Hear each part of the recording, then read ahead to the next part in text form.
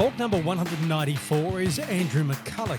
Andrew is in elite company, having played over 300 games in the NRL. Andrew's journey started with the Brisbane Broncos in round 10 of 2008 when he came off the bench against Cronulla. In all, he played 267 games for Brisbane, including the heartbreaking 2015 grand final loss. He was named Rookie of the Year in 2009 and Player of the Year in 2012. Andrew's Origin debut came in 2018, replacing the recently retired Cameron Smith. Huge shoes to fill. He played in all 3 games in that series and played a 4th game in 2021. Well, Andrew McCullough, thanks for your time. What does it mean to you to be a FOG? Yeah, pretty crazy to even sort of get asked that question now. As you reflect, regardless if you played, 40 or 1. Yeah, I just still remember watching Origin as a kid, and a lot of kids don't understand now how underdog tag Queensland was, or the lack of probably,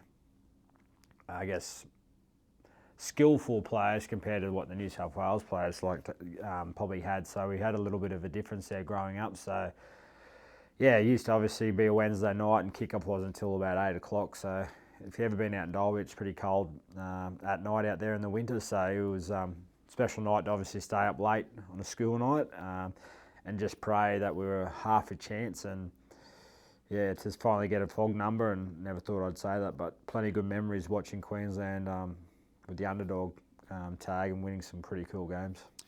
I mean, there's a cliche when people say, I was born at the wrong time. Yeah. You were pretty much born in that era where Cameron Smith and you were competitive, one of the greatest of all time. Did you ever think, I'm never going to get that opportunity because this bloke just doesn't miss games and they're not going to drop him? Yeah, I guess so. There was times when I was probably playing some really good football, and I thought, that it just comes back to timing. That's the way it is. And like I try to explain to younger boys coming now, everyone's got their own path and to wherever they want to try and get to. So some guys come at a peak time, spot opens up that's just there for them. Other guys have got to buy their time and grind it out and just play consistent football. And there was probably a period there I didn't know if it was going to happen, which I was fine about because I knew in my head that I'd given so much mentally and also physically to get myself right to play week in, week out for the Broncos. I mean, if it wasn't going to happen, then so be it. I'd never be embarrassed to say that. I just knew I'd put everything into it. That's probably what I give guys a bit of lesson now, that you haven't failed if you give yourself every opportunity to succeed and give yourself every chance. So you can look at yourself a bit easier then when you know you've done that. It's probably just the other way if you're giving up shortcuts or haven't done something to the best of your ability, where you can kind of, have a bit of regret about certain things. But I never had that. So, it finally came when he wanted to pull it up. But yeah, like I said, it could have been anyone too that time. As a more mature debutant, did that make it any easier for you? What were the nerves like, or what was it like when you finally got that opportunity? Well, I guess a bit more relieved. Finally got a chance. I think the week you hear about a lot of stories of camp, I just wanted to go in there and enjoy camp for what it was. Each day, something different. Obviously how well you're treated, the build-up, the hype, media, the whole thing. And I was lucky enough to room with Billy, sort of my first week of when I played. So, yeah, just trying to take it all in, and sort of later on in the game when it came, worry about it then. But I just wanted to make sure I enjoyed something that I'd probably worked for since I was, who knows, 12 or 13 or 14. And the game experience itself, was it what you expected it to be, or quicker, or, Yeah, whatever? No, you do tend to think, obviously the extreme. So watching it for so long, and as you said, the mature sort of age, you sort of understand what to expect because you've been playing so much, first grade. It was certainly a big eye-opener at MCG Pack Stadium, and something I'll cherish the rest of my life, that I can tell my young boy now that Dad got to play out there for Origin. How does a boy from Dalby get to play over 300 NRL games? How did you arrive in Brisbane, firstly? Yeah, well, like I said, played for the Dalby Devils, and played in the Darling Downs schoolboys competition, and the great Cyril Connell was always out and driving around to all the schoolboys competitions. And I think it was an under-12s competition where ended up playing fullback for Queensland from that. So he sort of picked me up from there. Benny Hunt was in that team, Chris Lynn. So some guys that sort of went on some good careers there as well. So James O'Connor was another one. So yeah, I guess it started from that age where he decided to give me a scholarship, which is $1,000 and a pair of boots. I was more pumped with a pair of boots than I was $1,000, obviously, because my parents just put it in the bank for me. But yeah, so obviously started from those grades through primary school and high school of representative football. Made some state teams along the way, but I just made sure I always really worked hard because I knew physically, I guess I wasn't as big or strong. I was never as fast as any other kids that are certainly out there, but I just had to find ways to get better and improve and work hard. And if I trained Tuesdays and Wednesdays and I know Fridays, the other days off, I knew I had to do something else to slowly get me better, but also getting in that worth ethic that you can slowly build into yourself that gets you in good stead for later on, and to do things that you don't always want to do because you don't always feel like training, but the end goal outweighs probably a lot of that days where you don't feel like doing something or waking up and doing it. So a lot of sacrifices. I think the early morning starts that people don't go unnoticed, go down the oval, a lot of help from school teachers, after school training, things like that that go unnoticed. So I was really, really lucky to put that into a lot of effort through high school that landed me I guess an opportunity to come down to Brisbane for year 12 to play a bit of union and live at Paul Bunn's house, which is in Red Hill, which had a few other boys that were boarding at the time, Dave Taylor,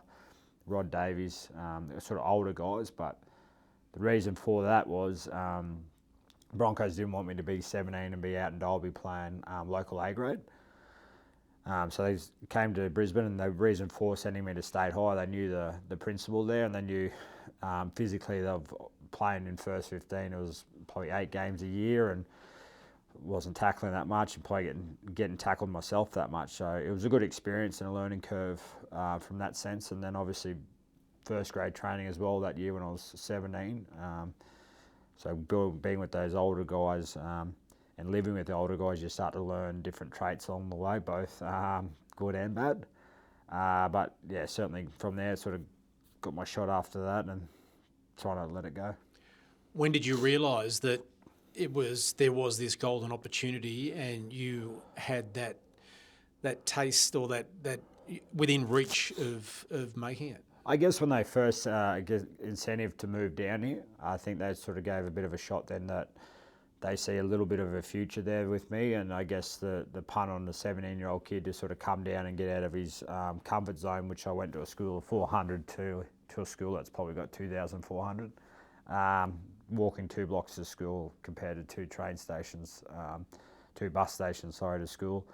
So I guess my repayment to them is to put everything into it. I thought that if they're willing to bring me down, then I'm half a shot. And obviously the new 20s concept coming up as well that following year was a goal to sort of get into that system. But the first grade training before the 20s, I think then sort of the penny really started to drop that I really, really wanted to, because I knew there was only myself and Jared Beale that was 17 training with the first grade boys regularly.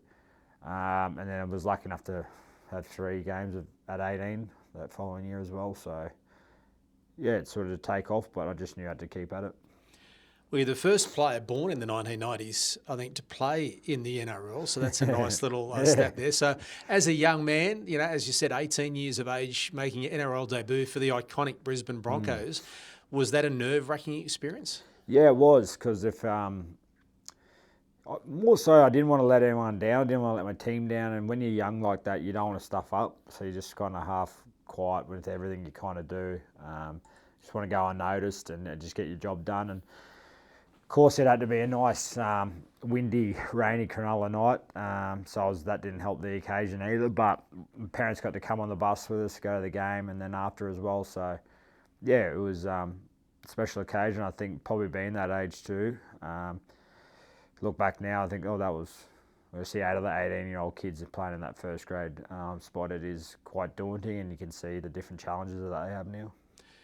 Your dreams and aspirations at that stage, what were they? No doubt you would never have dreamt that you'd be playing more than 300 NRL games and you'd be playing Origin football and playing alongside some of the best, players that have ever played the game. So do you remember what it was like, what you were you hopeful of just playing one game? Were you hopeful of having a couple of seasons? What was the mindset? Yeah, well, there were a few, obviously, that first year when I was 18, and then they started to put me in at hooker that year, so that was my first year as, playing hooker. And the following sort of end of that year, goal was first in the top 30 sort of squad then, but an opportunity there. But they had Aaron Gorrell there, they had PJ Marsh, but I really wanted to start playing that at 19. I just had this, goal or drive that I already had a taste of it, that I wanted to go back there. And once again, I remember Wednesdays used to be down day, so your massage or recovery day, but I knew I had to do extras before training, so we used to do different sort of conditioning blocks with trainers and go offside and do something, because I knew if I did what all the other older boys were doing, that it wasn't going to sort of get me ahead. That opportunity wasn't going to come of it, so I needed to think of different ways to do that. And my body was in really good shape, fresh at that age. You didn't have any hiccups recovering and things like that, so I just tried to do that. And then, at 19, played 24, 5 games that year, so that was in the middle, which was crazy. By the end of the year, I was playing 80 minutes in the middle at 19, which is, looking back now, there's a big effort. Good learning curve and how it all goes, professionalism, but probably dipped a little bit after that. The following year was I got ahead of myself a little bit at stages, but finding out that second year and third year how it can be a trap for younger players. Where'd the work ethic come from? I don't know. Probably, hopefully, probably both sides. I don't know. Probably both sides, but it's my grandparents on both sides. Yeah, it's a hard one because different traits from different sides. But it seems like it was instilled in you at a young age. Yeah, I just had a lot of encouragement. I'm very spoiled. I'm very lucky. I'm very spoiled in the sense I've got 2 parents still together. They work hard, give me opportunities to go do things. So I didn't take that for granted. But if I wanted to go down and kick the ball with Dad, or he'd take me to training on a different day, or I'd try something else or different sort of training, drop me down, or if it's early in the morning, whatever it might be. Just an encouragement. It was never forced. If it was something else, he'd probably just let me be me and do what I wanted to do. So that was, I was very lucky in that sense, because I see the other side now of pressure that can be put on kids, but I was lucky I never had that. So they're laid back family out there, but they're hardworking. Well, how would you like to be the owner of one of these? A FOGS authentic game ball signed by Wally Lewis at the 2023 Wally Lewis medalist Reuben Cotter. Now, all you have to do is subscribe, like, and drop a comment below. And each week, gentlemen, we'll be giving away one of these footballs to one of the viewers of the FOGS Queenslander podcast. Well done. Well, it's good to be able to hand them on to the general public who like it, as long as we don't get blamed for breaking one of Mum's windows when they're kicking it around the backyard or tossing it around. But this will be framed in a nice Reuben Cotter's name. Wow. Do you know how to subscribe and like and do all that, Gilly? No? Oh. We can help you, mate. We can help you. Help me out, fellas. The 2 daughters can help you out. So we have one of these to give away each week until stocks run out, until Wally gets sick and tired of signing them and Reuben Cotter disappears. But just subscribe to our channel, FOGS Queenslander Podcast. Write a comment below and click that like button. Everyone goes into the draw, and we've got one of these to give away each week. The 2015 grand final, dare I bring it up, is that still burned somewhat, or you're over it? Oh, you're never over those occasions. I think you just think about 2 seconds in life, how long that changes it now. So I don't have to get asked that question just from these type of things. I get asked from every school I visit or club I visit now. So, hey, look, that's footy, that's life. You look back, hindsight, could have done this. I think I stuffed up once or twice. I think, other players in the team stuffed up once or twice. They all snowball. So I don't think anyone can say in that game probably than MILF that they didn't have a little moment that they like to have back. And footy's on moments. There's plenty of other moments that have happened throughout the other years that you can see intercept passes that go to tries. So everyone goes through different stages of hardship, and outs and back, it just, we're on the wrong end of receiving it that night. And look at those Cowboys guys, they went through 3 or 4 years of bad luck, or bad, calls, or what they should have done differently. So you could ask the same sort of question for them. It just wasn't on the same stage as as ours. So, yeah, they went through a few tough periods and they just came up with the right play, right time. How difficult was it to leave Brisbane in 2020? Funny enough, it wasn't that hard. I guess it probably was a bit of writing on the wall there. Whatever reason, Jake Turpin was playing some really good footy, deserved his spot, deservingly so, but you sort of get an inkling when your services aren't probably needed. It could be come back to whatever the balance of the squad, by form or salary, whatever it might be to help work out better for them. I was one of the older guys by then, so they're looking at a new direction, which is fine, and I didn't understand it at the time, but a couple of weeks after I sort of made that call, it's the best decision of my life. One, I got out of my comfort zone, met some really good people and played some really, really good football at the Knights, and I was really proud of. But also got to meet some of the guys and that coaching staff and other players that I've got good friendships now with. And probably lastly, the Broncos didn't win a game after I left, so they got the spoon, and I don't know if that makes it easier, but nothing ill towards them, but I know what Brizzy can be like when the team goes good, but I can also know when it goes badly. So it's not the knock on the team, it's more Brisbane as an environment, as a club, when they're not going well. It's such a big club and iconic, so if things aren't going well, it's probably the last club you want to be at. Well, then you joined the Dragons in 21 and got another opportunity to play Origin. What was it like the second time around? Yeah, it was odd because I wasn't expecting to. I was actually at a barbecue and I was having a few beers or whatever because we had it was the break, or we just finished playing, so I thought I was having the week off. So I was at a barbecue having beers and I didn't have my phone. I wasn't answering phone calls, so I didn't get it for a while, and then I had too many beers, and then I went home, but then I ended up getting a phone call from the general manager, because Paul Green or someone was trying to call me, but I didn't have their number, and realised I was playing, but I knew it was that late that because I'd already left St George the next day, left my gear there, I didn't think I was playing. Benny Hunter had to drive back down from Cronulla down to Wollongong for me and get my boots because I didn't have any boots to go into camp the next day, so that's how much I didn't think I was going to get in the team. But when I look back now, there was obviously a Steve Bradbury sort of moment. A couple of blokes fell over, and I guess I was standing there and playing. I was playing all right. I was defensively, I was pretty happy with how I was going like that. Service was sweet. I wasn't jumping out of the world, but my form was solid.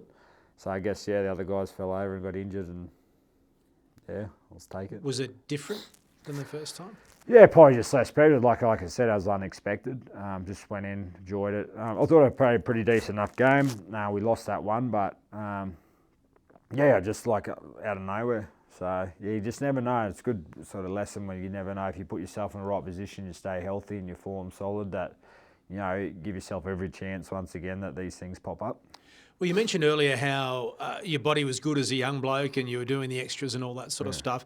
At the back end of your career, like most players, age and those battles in the middle catch up. Newcastle, of course, the hamstring, and then the Dragons with the ankle.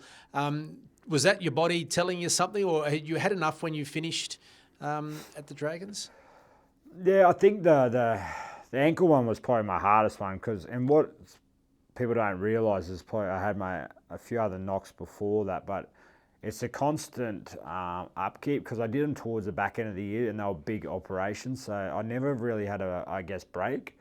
So to actually have the game in your rehab, that following sort of off season, you're getting your body right, you're not really getting away, and the times you're fixing yourself up, you're not mentally fully getting away, which I never really did. So I reckon that probably caught up after a while to get myself back up to there. And probably after the ankle, form was a bit slack. Not slack, but I just put so much effort in to get my ankle back right. And then we were probably in a team where if you don't play, an 8 or 10 out of game, then you're probably not a chance of winning in a sense, because we had an okay team, but it wasn't enough where you could have a half game and get the result. We needed everyone to be at 8 or 10, and that probably drained as well after a while.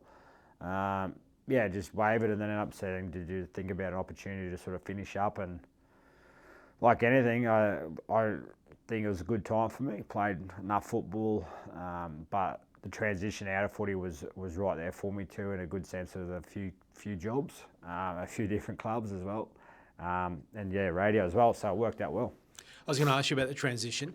A lot of players, particularly those that have, you've basically come through the system as a teenager through to a mature man with the rest of your life ahead of you. Yep. Was it daunting?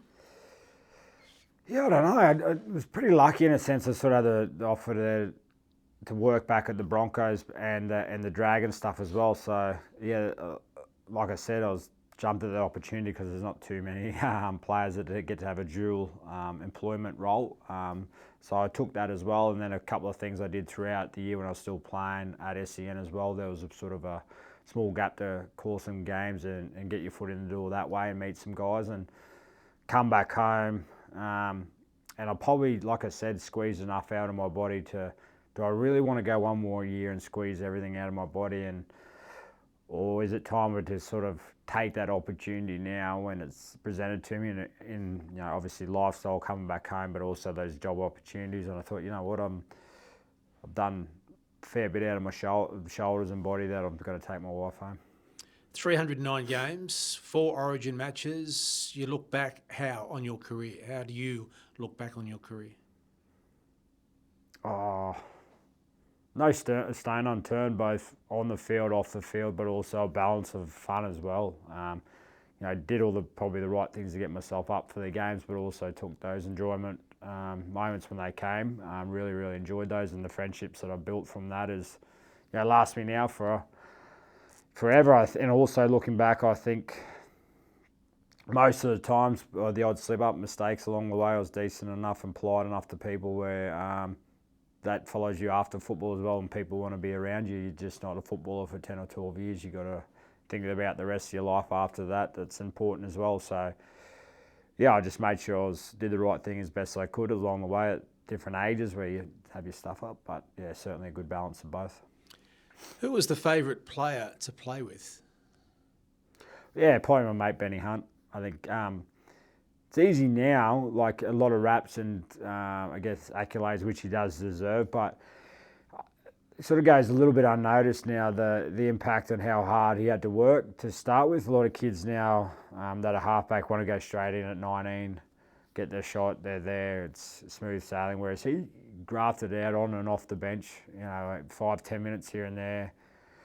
Played a little bit of hooker. Then he finally got his shot at 24. So he was sort of there at 19 or 20. So it took him 4 or 5 years to sort of get into that spot now. And kids don't understand that now. And when you get the opportunity like that, he took it. Then he played some great games, and then some games he's had to caught some criticism before, but then to bounce back up and take other moments, especially that Origin one stands out for more, and everyone chats about how good it is to do that. But I see the work prior before that, the extras, the criticism, whatever it might be from fans, and to see that sort of moment get back is pretty special, because I know there's been some dark days that goes unnoticed. And you know what, he just throws his arse out every week regardless of pay how he plays.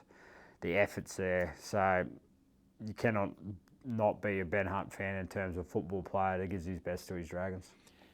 Are you able to name a favourite moment of your career on the field? Moment. I reckon that 2015 prelim try. I think I was, Honey and Milf sort of got a little play on, and I was lucky enough just to back up. I think that crowd was 50-odd thousand. We were just on the roll then at the moment for the Bronx. So I think that probably on field, I think that was a pretty cool moment. Surprised you didn't mention the field goal or the goal.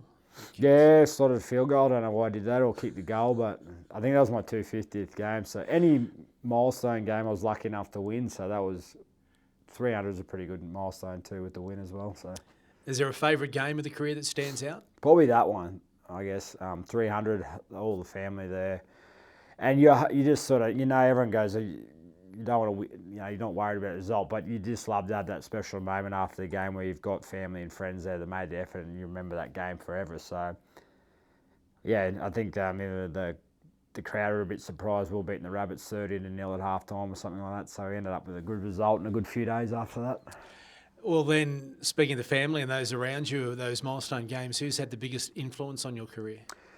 Yeah, well, obviously, mum and dad definitely early on. The travel. When I was still at the Broncos, every home game they'd come do from Dalby. So, as you know, the Broncos got a lot of Thursday and Friday night. So it's a bit of a ritual. They'd come game day, we'd have lunch.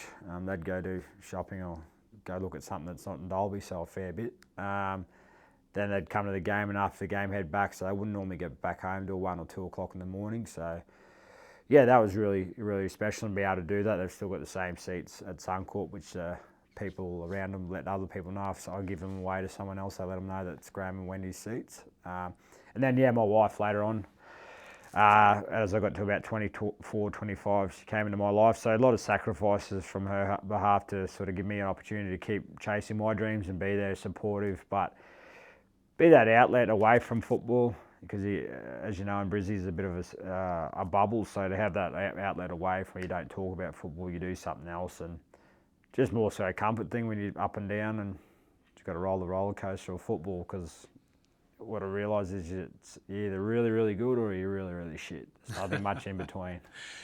Is there a player throughout the years that you never got the chance to play with that you'd love to have, called a teammate? Jared Roy-Hargraves, I think. I think he's a bit of an odd one. I was good mates with Jakey Friend as well, so he's always spoke about, playing with Jared. He's probably one of the last sort of guys of that intimidating front rower that gets old school, gets suspended, trains hard. He's one of those guys, and hops is fine, but he's never coached it out of him, so you got to give a lot of credit to Trent Robinson. He's who he is, and whoever you speak to, they absolutely love him. I played a little bit against Jared growing up when he was at Manly and things like that. So someone like that, Adam Blair was similar mould, those type of guys that I played with, obviously Adam, but those guys that were probably a little bit off centre is always good. What advice would you give to a young bloke that's maybe starting out like you were many moons ago? Just give yourself every chance possible to get your dream. If you think you're just doing enough, just keep doing something else to give yourself more of a chance and enjoy it for what it is. And also that it's not all rainbows all the time. There's some down days, so you got to remember to be able to think of different ways to get out of that situation that you might be a bit flat or you're struggling with a little bit with form. Find a different way or an outlet to lean on people, but definitely. I can't stress extras enough. Extra work. It doesn't matter if you're the best player or the worst player. You'll need extras. And finally, what are you doing now? Me, I work for the Dragons in corporate. I work for the Broncos in game development. So, 2 separate roles that don't really have much to do with the first grade boys, but and SEN as well, calling games and a few other things like that. So, good balance of keeping busy, but I'm still able to have plenty of family time. Andrew McCullough, thanks for your time. Cheers, mate. Thank you. Thanks for watching this episode of the FOGS Queenslander Podcast. If there's a FOG you want to hear from, leave a comment to let us know. And don't forget to like and subscribe so you don't miss any of our videos.